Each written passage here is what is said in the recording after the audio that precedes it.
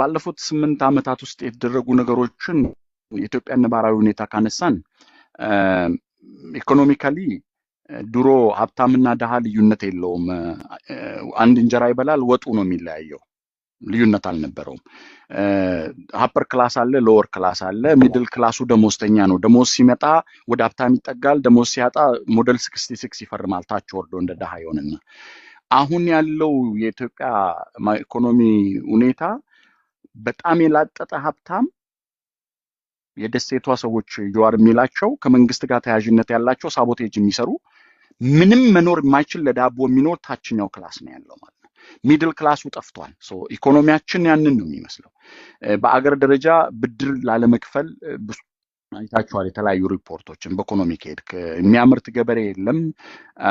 ኢኮኖሚን በኢኮኖሚ ማደቀቅና አንኤምፕሎይመንት ሬትን ሃይ ማድረግ መንግስት ለወታደር ግብአት እየተጠቀመው ነው። ወጣቶች ስራ ሲያጡ ፑል ቤት ይሄዳሉ። ከፑል ቤት ያፍሳቸውና ሄዶ ለማገዶ ይጠቀምባቸዋል። አሁን ባሉበት ጦርነት ውስጥ ኢኮኖሚውን እንደዚህ ማየት እንችላለን።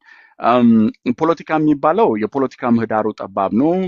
ምርጫውም ይስሙላ ነው። የተሳተፈውም አስገዳጅ ሁኔታዎችን አምጥቶ ነው እንጂ የፖለቲካ ምህዳሩ የለም። ከፖለቲካ ምህዳር ውስጥ አንዱ ይሄ አሁን ምክክር ኮሚሽን የሚባለው ነው እና እንደ ኦሮሞ ኮንሰፕት ኦላ ያልተሳተፈበት፣ ኦነግ ያልተሳተፈበት፣ ካፋዊ ያልተሳተፈበት ምክክር ኮሚሽን ምን አይነት ሊሆን ይችላል የሚለውን ማየት ይችላል።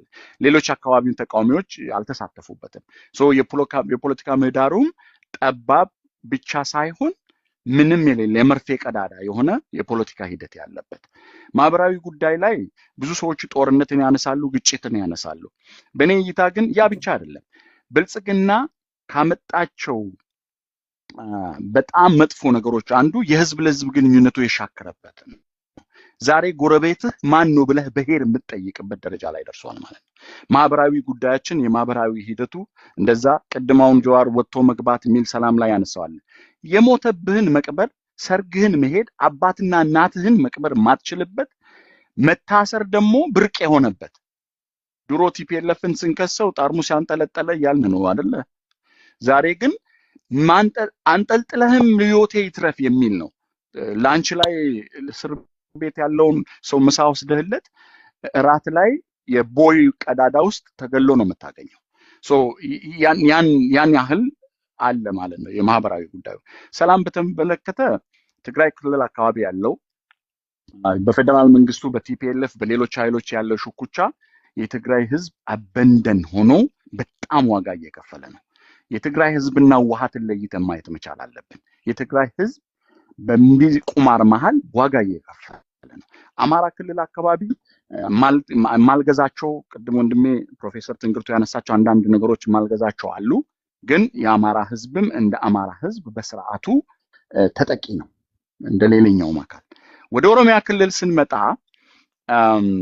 በጣም ማንታ አንሳ እንዳልከኝ ኦሮሚያ ክልል አካባቢ ያለው ፖለቲካው ራሱ የሚወራው የሚጣላውም ሰሜኑ አካባቢ ያለውም ሽኩቻ ሰንተሩ የስበት ማዕከል ኦሮሚያ ናት። የስልጣን በትሩ ስርዓቱም እየተጠቀመ ያለው የስበት ማዕከሉ እዚህ ነው ያለው።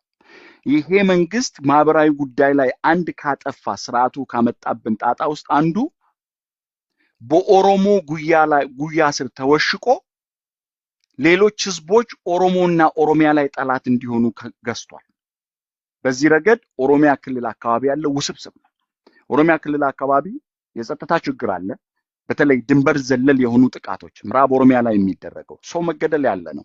ከትናንት በያ አንገርጉትን ላይ ሰው ከነ ህይወቱ ከመኪና ጋር ነው የተቃጠለው። ቦካ ሐራሞች አላደረጉም። ኢንተርፖል ሄደ ብታነብ ምዕራብ ኦሮሚያ ላይ የሚፈጸም ወንጀል በአፍሪካ አልተፈጸመም። ተነጻጻሪ ሰላም አላቸው የሚባሉ ቦታዎች ባሌ ብትሄድ መደወላቡ ላይ የድንበር ግጭት፣ ቦረና ላይ ብትሄድ ከሶማሌ ክልል እያጋጨ፣ ምስራቅ ኦሮሚያ ብትወስድ፣ ሰሜን ኦሮሚያ ወሎ ላይ ብትወስድ፣ አፋርና አማራ ክልል አካባቢ፣ ሰሜን ሸዋ ጋር ብትወስድ the same thing ኦሮሚያ ክልል አካባቢ እንዳለ ሰላም የሚባል ነገር በጽሁፍ ሁሉ ማያየው ሆኗል ህዝቡ። ለነገሩ የኢትዮጵያን አውድ ስታነሳ ተገላቢጦሽ ነው። ሰላም የሌላት የሰላም ሚኒስቴር ያላት ብቸኛው ሀገር ናት ኢትዮጵያ። ሰላም የሌላት የሰላም ኖቤል ተሸላሚ መሪ ያላት ሀገር ናት። ተገላቢጦሽ ነው። ስለዚህ የኦሮሚያ አውዳዊ ሁኔታን ካነሳ ያ ነው። በሌላ በኩል ደግሞ እኚህ ተያያዥነት ያላቸው ድንበር ዘለል ቅድም ያነሳቸው በዲፕሎማሲ ረገድ በጣም ፌለሪቲ አለ።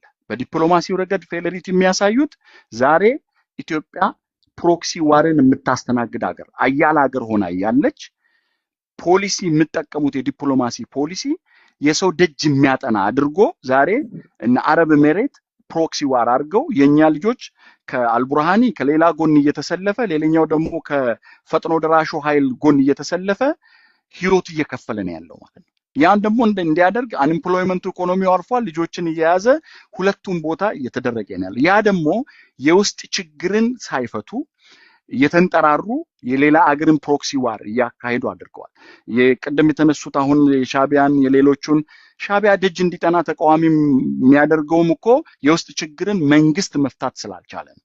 ቁጭ ብሎ ከመፍታት የሌሎችን ፕሮክሲ ዋሮችን አስተናጋጅ የሆኑ ኦፖርቹኒቲዎችን ፈጥሮ ስርዓቱ ወደዛ እንዲገባ ተደርጓል። ስለዚህ ኦሮሚያ ክልል አካባቢ ያለው በጣም አሳዛኝ ሌሎች ማህበረሰቦች ደግሞ ባለጊዜ እያሉ እየፈረጁ ማህበረሰቡን ግን የኦሮሞ ጉያ ስር ተደብቆ ስርዓቱ ዋጋ እያስከፈለን ያለው። ስለ ኦነግ ያነሳኸው ኦነግ 1973 ተቋቁሞ ትግል እያደረገ ነው ምንድነው ምን የሚባለውን ኦነግ ሲጀምር የኦሮሞ ህዝብ ከኦነግ በፊት በተናጠል በቡድን ጥያቄ በዛች ሀገር ስላለው ትግል ጀምሯል።